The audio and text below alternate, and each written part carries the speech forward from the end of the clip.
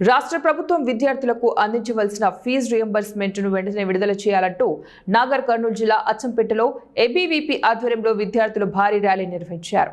ర్యాలీగా వెళ్లిన విద్యార్థులు ఎమ్మెల్యే క్యాంపు కార్యాలయం ఎదుట నిరసన తెలియజేశారు.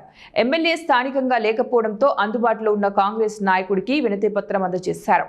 ఈ సందర్భంగా ఏబీవీపీ విద్యార్థి సంఘం నాయకులు మాట్లాడుతూ విద్యార్థుల జీవితాలతో రాష్ట్ర ప్రభుత్వం చెలగాటమాడుతుందని విమర్శించారు.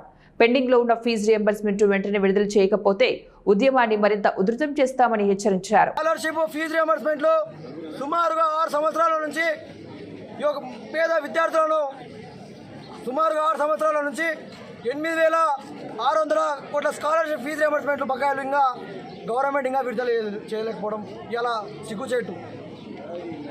ఇలా పేద మధ్యతరగతి విద్యార్థులు స్కాలర్షిప్ ఫీజు రియంబర్స్మెంట్ మీదనే ఆధారపడి చదువుతూ ఉన్నారు.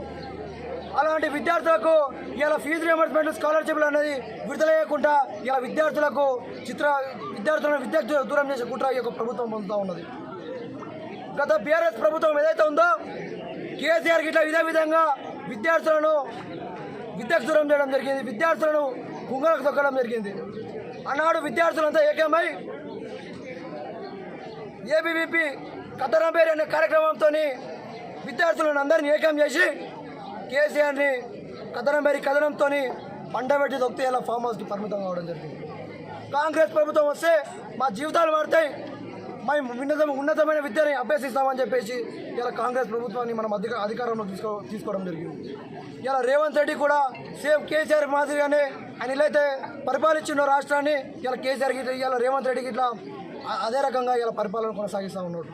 మేము ఇలా మొన్నటికి మల్లు పట్టి విక్రమార్కు ఏమన్నారంటే 600 కోట్లు మేము దసరాకి ఇస్తాం, 600 కోట్లు మేము దీపావళికి ఇస్తాం, ఇలా గవర్నమెంట్ కాడ బడ్జెట్ లేదని చెప్పేసి ఆయన మొన్న ప్రైవేటు యాజమాన్యాలతోనే ఒక విషయం చెప్పడం జరిగింది.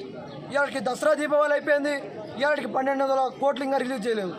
అఖిల భారతీయ విద్యార్థి పరిషత్ ఒకటే తెలియజేస్తూ ఉంది, 8,600 కోట్ల స్కాలర్షిప్లు విడుదల చేయాలి, 1,200 కోట్లు చేస్తాం, 1,500 కోట్లు చేస్తాం అంటే ఇవి మాకు మీరు భిక్షాది ఇచ్చేది, ఇది మా యొక్క విద్యార్థుల యొక్క హక్కు.